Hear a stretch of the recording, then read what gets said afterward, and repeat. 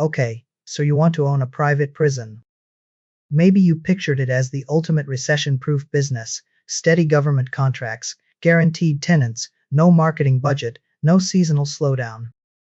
Crime doesn't stop during a downturn.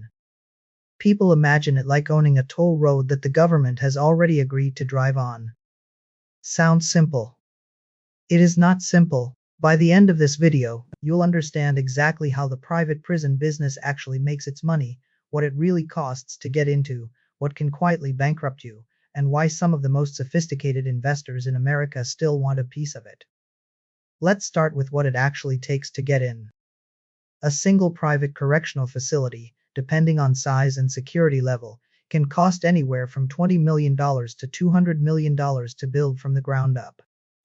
A small county-level facility built for a few hundred low-security inmates sits at the low end.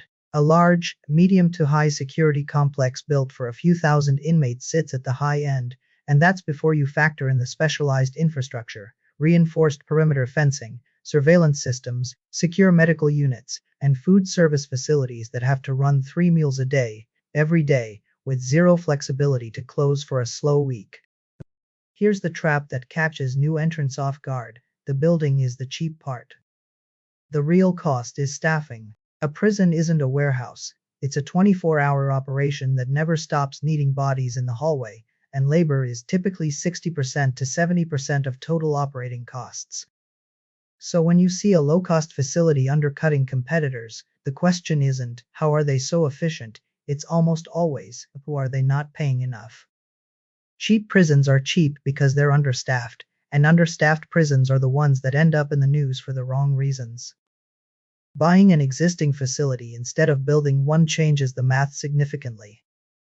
An existing prison with an active government contract can run $10 million to $80 million depending on capacity, condition, and, critically, how many years are left on its contract. A facility with 15 years left on a state contract is worth dramatically more than an identical building with 2 years left, because the contract, not the concrete, is the actual asset. This is the first counterintuitive insight of many. In this business, you're not really buying a building. You're buying a piece of paper. So how does the business actually make money? There are 5 distinct layers here, and each one works a little differently than people assume. Layer 1 is the per diem rate, the daily fee the government pays per inmate housed. This typically ranges from $60 to $150 per inmate per day depending on the state and security level. Here's where it gets interesting. The math only works at scale and near full occupancy. A 1,500-bed facility running at 90% occupancy at $80 a day generates roughly $39 million a year. Drop occupancy to 70%, and that same facility generates about $30 million. But your fixed costs, the staff, the utilities, the maintenance, barely change. Read that again. This is a business where your revenue is variable but your costs are fixed, which is the opposite of how most people assume government contracts work. Layer 2 is the occupancy guarantee, sometimes called a lockup quota clause written directly into some state contracts, requiring the state to maintain a minimum occupancy rate, often 90% to 100%, or pay the difference anyway. This is the mechanism that turns a normal service contract into something closer to a guaranteed annuity. Here's the counterintuitive part. The company sometimes gets paid the same whether the state sends inmates or not, which flips the entire incentive structure of the relationship. Layer 3 is ancillary services, phone calls, commissary items, video visitation, and money transfer fees charged to inmates and their families. Phone call markups alone can run several times the cost of a standard consumer call, and commissary markups on basic goods like snacks or hygiene products can run 30% to 100% above retail. On a facility housing a few thousand people, this can add $2 million to $5 million a year in near pure margin, because the customer base is literally captive and has no alternative vendor. Layer 4 is healthcare cost arbitrage. Companies are typically paid a fixed healthcare allotment per inmate per year, often in the $2,000 to $5,000 range. If actual medical costs come in under that number, the difference is profit. If a facility has an unusually sick or aging population, the same fixed payment can turn into a significant loss. This is the layer most likely to blow up unexpectedly, because you can't predict a hepatitis outbreak or an aging inmate population the way you can predict a maintenance schedule. Layer 5 is the real estate and depreciation play. Some operators structure ownership through a real estate investment trust model, which unlocks tax advantages and lets the company treat the physical facility as an appreciating or at least depreciating financial asset separate from the operating contract. Think of the whole business like a hotel that has one guaranteed guest for years at a time, paid for by a source that never personally checks in to complain about the room. That's the analogy that makes the whole model click.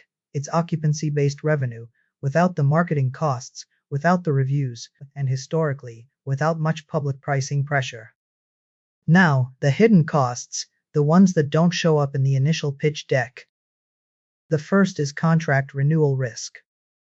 Government contracts typically run 3 to 10 years, and if a state or municipality decides not to renew, for political reasons, budget reasons, or a shift toward reducing incarceration rates, a facility can go from full to empty with very little warning.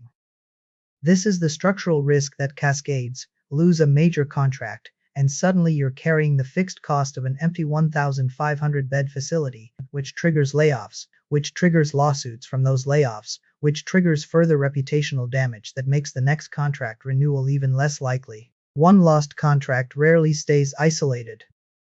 The second hidden cost is litigation exposure. Lawsuits related to understaffing, inmate injury, medical neglect, or civil rights violations are common enough in this industry that some companies budget tens of millions of dollars annually for legal settlements and insurance. A single high-profile lawsuit can cost more than an entire year of profit from a mid-sized facility. The third is the staffing and turnover problem specifically. Correctional officer turnover in some facilities exceeds 40% to 50% annually. Every departure means recruiting costs, training costs, and, critically, periods of understaffing that increase the risk of the very incidents that generate the lawsuits mentioned above. This is the operational risk that's uniquely brutal to this business. You cannot simply close early on a short-staffed day the way a restaurant might. The fourth hidden cost is regulatory and political risk. Policy shifts around sentencing reform, immigration detention policy, or state-level decisions to reduce reliance on private facilities can eliminate entire revenue categories overnight, regardless of how well a facility is run. Let's walk through a composite case study that illustrates the pattern. Picture a mid-sized private operator in the early 2000s that built its business almost entirely around one category of contract, immigration detention, during a period of rapid policy expansion. For years, occupancy sat near 100%, new facilities were built to keep up with demand, and the stock price of the parent company climbed steadily as investors treated the contracts as close to guaranteed income. Then came the turning point. A change in federal policy direction, combined with several high-profile lawsuits over conditions inside its facilities, led to non-renewal of a handful of major contracts within a short window. Occupancy at some facilities dropped sharply almost overnight. The company that had spent years building capacity to meet demand was suddenly carrying fixed costs against empty beds, and had to shutter or repurpose several facilities within a few years. The quotable takeaway here: in this business, you're never really renting out beds, you're renting out political will, and political will is the one thing you can never lock into a long-term contract. So what does a good year versus a bad year actually look like? In a good year, a 1,500-bed facility running near 95% occupancy at a blended per diem rate around $90, layered with ancillary revenue from commissary and phone services, can generate $50 million to $55 million in revenue with operating margins in the 15% to 20% range, meaning $7 million to $11 million in profit. In a bad year, the same facility, hit by a contract renegotiation that drops the per diem rate and a lawsuit settlement in the low millions, might see occupancy fall to 75%, revenue drop to $35 million, and margins compress to break-even or a modest loss once legal costs are factored in. The difference between operators who survive a bad year and those who don't usually comes down to contract diversification, spreading risk across multiple government clients and facility types, rather than betting the company on one dominant contract or one dominant customer, which is exactly the mistake in the case study above. So why do sophisticated investors still pursue this, knowing all of this? A few reasons that don't make it into the pitch. First, the yield profile. Even with the risks, the cash flow from occupancy guarantees can be more stable, quarter to quarter, than most consumer-facing industries, which appeals to income-focused institutional investors like pension funds and insurance companies looking for predictable long-term returns. Second, the real estate structure allows for tax advantages that are difficult to replicate in other asset classes. Third, and this is the one that surprises people, countercyclical demand. Historically, incarceration rates have not tracked the broader economy the way retail or hospitality does, which makes this an appealing diversification play for portfolios that are otherwise heavily exposed to consumer spending cycles. A pension fund manager isn't buying this asset because they find the mission compelling, they're buying it because it doesn't move in the same direction as their other holdings, and in a portfolio, that kind of non-correlation is worth paying for.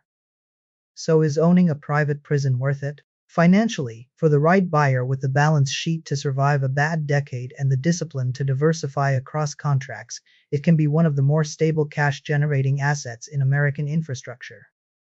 But it's not a passive investment, and it's never a truly private one, because no matter who signs the deed, the real landlord is public policy, and public policy is the one tenant that can change its mind.